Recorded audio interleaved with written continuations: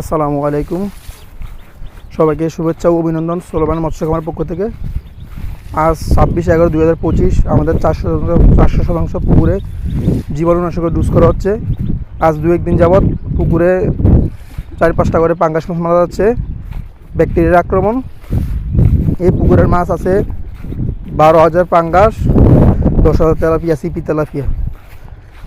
পাঙ্গাসের ওজন আছে 2.5 কেজি থেকে 3 কেজি। মাছগুলো মারা যাচ্ছে ডেলি। আমরা এসকেপ কোম্পানির মাইক্রোনিন জীবাণুনাশক ইউজ করতেছি। আপনারা প্রতি শতাংশে 5 থেকে 6 ফুট পানিতে 7 থেকে 10 ml করে দিবেন। যদি মাত্রাতিরিক্ত মাছ বেশি মারা যায় তাহলে 10 ml করে ওষুধ দিয়ে দেবেন, সাথে লবণ মিক্স করে সম্পূর্ণ পুকুরে ছিটিয়ে দিবেন। অবশ্যই রৌদ্র থাকা অবস্থা দিবেন, তারপরের দিন আবার দিয়ে দিবেন, জীবাণুনাশক করে দেবেন। আর যদি জীবাণুনাশক না করেন পটাশ পুরো সম্পূর্ণ পুকুরে ছিটিয়ে দিলে ইনশাল্লাহ আর মাছ মারা যাবে না, মাছ মারা বন্ধ হয়ে যাবে।